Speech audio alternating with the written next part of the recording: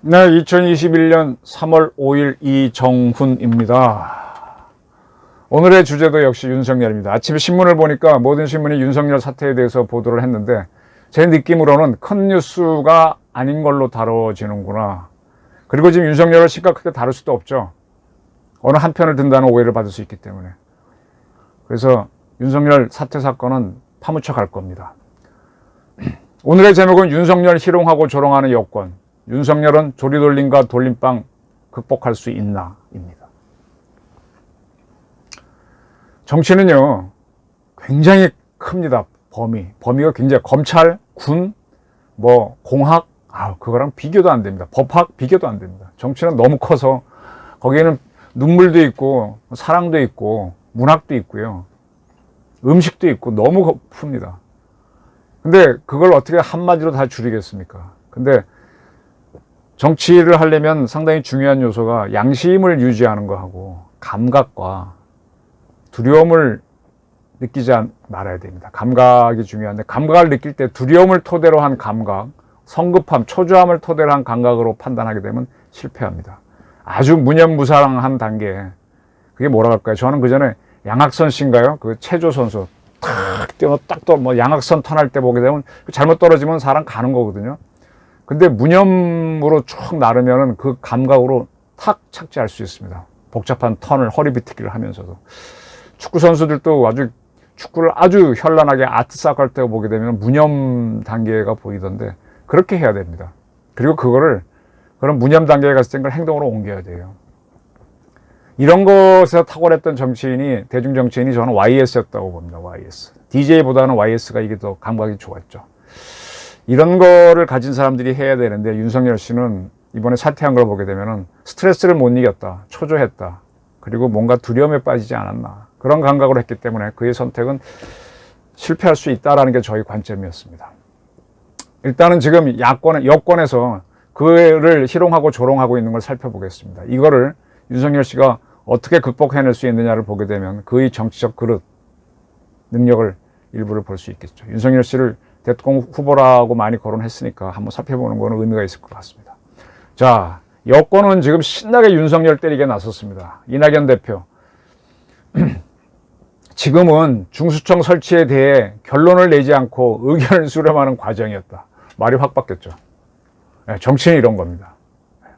그리고 지금 법안이 막 발의된 것도 아니고 이제 공청회 하려고 하는 단계인데 거기서 이렇게 푸르륵 날면 어떡합니까? 그러면 사냥꾼들이 총을 쏴버리죠. 사냥개가 풀어서 왕왕 짖고 짖는 소리에 놀라서 뜨는 꿩은 빨리 잡히죠. 그죠? 바로 올 때까지 가만히 숨어 있으면 사냥개가 지나갈 수도 있는데 그 과정에 총장도 합당한 통로를 통해 의견 제시할 수 있고 그것이 공직자다운 처신이었을 것이다. 이렇게 얘기합니다. 어떻게 보면 맞는 얘기예요. 하루 만에 사퇴한 것은 상식적이지 않은 처신이다. 네. 중수청 설치한다고 하는 거에 대해서 총장이 이야기하면 되죠. 검찰이란 조직이 있고 거기에 많은 사람들이 중수청에 반대하는데 빽빽거리고 목소리 내면 되는 거지. 근데 하루 만에 사퇴를 해? 그러니까 바로 이런 지적이 나오죠. 스스로 재임 시절부터 선택적 수사와 기소로 격렬한 시비를 일으키더니 사퇴도 그렇게 했다. 저는 윤석열 총장이 이런 비난은 안 받아야 되는 사람이라고 봅니다. 근데 이렇게 비난을 해버리네요. 이제 검찰이 정치적 중립성 회복까지 시급한 과제가 되고 있다. 네. 확 이렇게 여론을 조작하는 게 아니라 자기들 유리하게 돌립니다. 김태년 대표는 마지막까지 공직자 본분 저버린 윤석열 총장의 유감을 표한다. 네. 이 말은 법률에 의해서 임기 2년이 보장돼 있지 않습니까? 공직자 본분이라는 게 있잖아요. 이 사람들이 본분이라는 거는 대통령 지지상에 들어라 이걸 거고 제가 생각하는 본분은 헌법에서 보장된 검찰의 기능하고 우리 검찰법에서 보장된 요구하고 있는 검찰의 임무를 다 해야 되는 거잖아요. 근데 왜 사표를 합니까?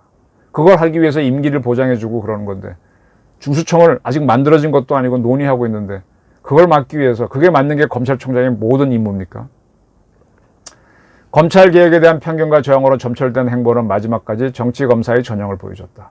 갑작스런 사의는 정치 개시를 위해 미리 기획한 행보로밖에 비치지 않는다.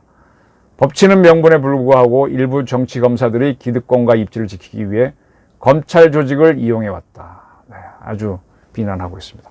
지금 정치라고 하는 영역은요, 이분들의 영역이잖아요. 검찰은 윤석열의 영역이었고. 그러면 아니 강아지도 자기 집 앞에서 힘을 더 쓰는데 남은 부대에 가게 되면은 힘을 쓸 수 있겠어요? 지금 스스로 정치권으로 와주니까 정치권에 있는 여권에서는 아주 신나게 공격할 수가 있게 되는 거죠. 박주민 의원, 윤 총장이 사의를 표명할 때 말했던 내용은 일반적 공무원의 것이라기보다는 선거에 나가는 정치인 같은 느낌을 많이 줬다. 그동안 정치적인 발언 행보를 많이 해왔는데 사의 표명도 정치적이다. 재보궐선거 이후에 본격적으로 움직이지 않을까 보고 있다. 당장 메시지를 내면서 행보를 할 경우에는 지나치게 정치적인 것 아니냐는 평가를 받을 수도 있다. 본인도 그 정도 계산을 했을 것이다. 이제 정치인으로 움직이게 되면은 이제 많은 제약을 정부 여당에서는 가할 수 있죠. 그죠? 이 양반이 검찰에 있을 때는 그래도 검찰이 해야 될 일을 하기 때문에 그거를 같이 고민해주고 소리쳐주는 언론이 있지만 정치인에 나가게 되면 적어도 그 세력들은 도와주기가 어렵게 되죠. 노웅래 최고, 적어도 주호영 원내대표나 김종인 대표와 상당한 교감을 했었다고 본다. 네, 이렇게 이제 야합한 존재로 봅니다. 자기네 정치 효과를 극대화하기 위해서 타이밍을 봤을 거다. 직접적으로 나서지는 않겠지만 어떤 식으로든 자기의 입장을 얘기하든지 간접적으로 얘기하든지 해서 영향을 미치려고 해서 결국 지금 시점에 나온 것이다. 이원욱 의원은 수차례에 걸쳐 정치하려면 옷 벗고 하랬더니 그 참 늦게도 벗는다. 민주주의, 법치주의란 말 속에 숨은 권력에 대한 탐욕 기억하겠다. 문재인 정부의 검찰총장이라는 명예로운 이름, 윤석열에게는 걸맞지 않았다. 여의도로 오신 걸 환영한다. 이렇게 조롱하고 있네요. 추미애 장관은 한 발 더 나갔죠. 그분의 정치 야망은 이미 소문이 파다하게 나 있었고 정치권에서 계속 나오라고 손짓을 했다. 예정된 수순으로 가고 있구나. 그렇게 생각했다. 이러고 있습니다.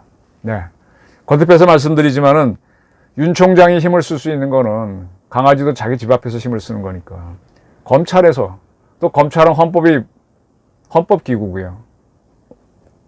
또 검찰청법에서 총장이 임기를 보장해 줬는데 또 27년간이나 당신이 거기서 영역을 맛보면서 살아왔기 때문에 수족이 다 잘렸다고 하지만 그래도 그에게는 성명을 발표해줬던 정부의 검사들이 있어서 익숙한 곳인데 윤석열 총장에 대해서 그렇게 정부 여당이 비난했던 거는 그가 검찰총장이기 때문이었습니다. 그래서 중수청을 만들려고 했는데 검찰총장을 그만두고 나오면 여당은 얼마나 좋겠어요. 지금 아마 이분이 스스로 그 자리를 내렸기 때문에 너무 좋아하면은 안 되죠. 그러니까 이렇게 정치인 윤석열을 비난하면서 이불 속에서 만세 부르고 있을 겁니다. 이들은 정치의 구단입니다. 윤석열 씨는 뭐 9급은 아니겠지만 한 초단 정도밖에 더 되겠습니까? 지금 검찰이 침묵하는 것도 아닌데 왜 스스로 검찰을 떠나서 기훈운동장에 들어갑니까? 그쪽은 자기의 주무대가 아닌데. 저는 쭉 이렇게 보면서 뭔가 일을 하는 사람들은요, 천시와 지리와 인하를 얻어야 된다고 봅니다. 천시와 지리와 인하를 얻는 게 참 어려운데, 특히 어려운 게, 뭐 인하도 어렵다고 하는데 천시인 것 같아요. 때가 어느 때인지를 아는 게 참 어려운데, 천시를 잡으면 대권을 잡을 수 있겠죠. 근데 천시가 언제냐? 천시는요, 어제가 천시이기도 하고 내일이 천시이기도 하고 천변만화합니다. 그건 잡을 수가 없어요. 천시는 본인이 결정하는 겁니다. 근데 결정할 때 기준이 뭐냐? 두려움이 없고 초조함이 없고 그래야 됩니다. 아주 무념한 상태에서 탁 결정해야 됩니다. 그 체조 선수 양학선 씨가 금메달 딸 때 탁 도마에 쓴 거예요. 턴하는 거 보면 허리를 비틀고 잘못하면 사람은 크게 다치잖아요. 근데 무념 단계에서 쫙 돌고 그 느낌, 그러면 만물의 존재 소리가 다 귀에 들어오거든요. 느낌으로. 그리고 탁 내리면 정확하게 안착할 수 있습니다. 아트 사커라 그래서 축구 잘하는 선수들이 수비수 따돌릴 때 보게 되면 무념 단계입니다. 뭐 골을 넣겠다는 의지가 있는 그런 어깨 힘 준 게 아니라 쭉 빼가지고 쭉 할 때 그 들어갑니다. 골프도 힘 빼고 치라 그러지 않습니까?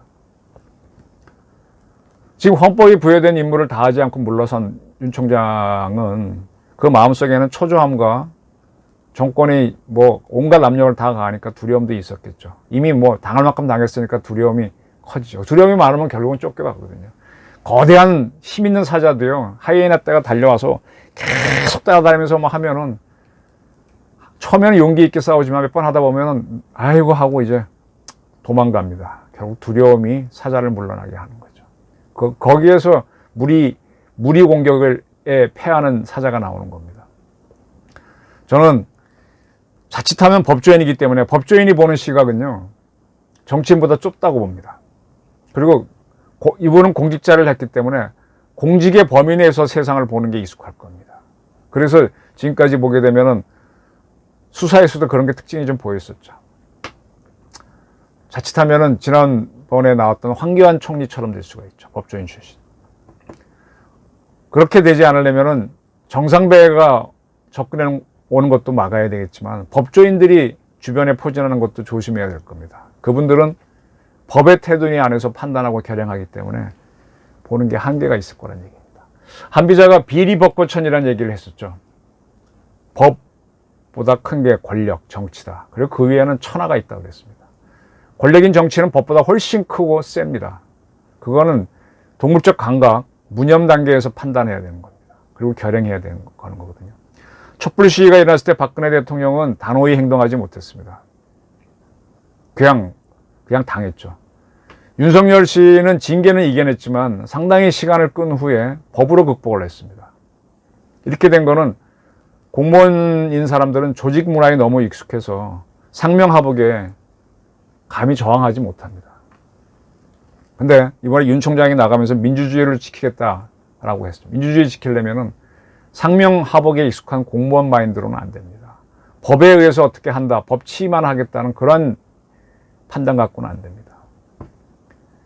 기업인 의식을 갖고 정치를 하겠다고 들어왔다가 몇 번 나가 떨어졌던 사람이 안철수죠. 이제 안철수 씨가 8년이 지난 다음에 이제 많이 바뀌었다, 뭐 바뀐 모습을 보여주고 있는 것도 같습니다만 이제 뭔가 감을 잡은 것 같아요. 기업인도 정치인보다는, 공직자보다는 조금 더 플렉서블하지만 역시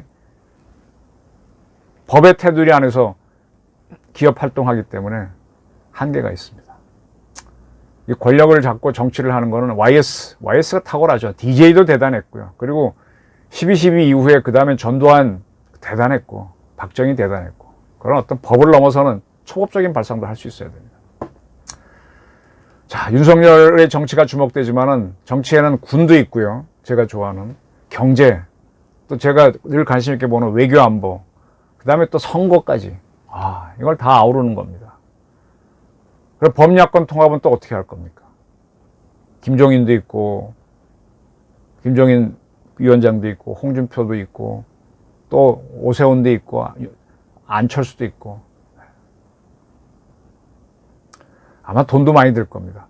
어쨌든 저는 윤석열 씨가 뭐 정치에 하겠다는 쪽으로 지금, 그러니까 사표를 쓰는 게 이해가 되는 거죠. 국민들이 부여한 임무는, 법에 의해서 부여한 임무는 대한민국 검찰을 지키고 검찰 임무를 다하라는 건데 본인이 중수청을 핑계로 나갔으니까 그럼 정치를 얼마나 하는지 지켜보는 수밖에 없죠. 이건 역시 그의 선택 부분이 있는 거고, 그의 선택 때문에 우리 대한민국의 선택지가 줄어든다면 그건 대한민국의 불행인 거고, 그 문제는 국민들이 결정해야 될 문제라는 얘기입니다. 어쨌든 이 조리돌림 당하고 있는 이 사태 어떻게 극복할지, 극복해낸다면 그가 이제 큰 정치인이 될 수 있는 걸 보여줄 거고, 여기에 말려들어서 박원순 씨하고 경쟁할 때 쉽게 포기했던 안철수, 뭐 급식 문제로 사퇴했던 오세훈 같은 그런 정도의 시각을 보인다면은, 또 그분들도 그럴 걸 겪었기 때문에 지금 좀 더 이제 큰 정치로 할 수 있는 무대로 나온 거니까 초년병 윤석열 어떻게 하는지 한번 지켜봐야겠습니다. 윤석열을 지지하고 지지 안 하고를 떠나서 이렇게 무념으로 바라보는 것도 어쩌면 대한민국을 사는 길을 찾는 방법일 수도 있습니다. 이상 제 의견이었습니다. 고맙습니다.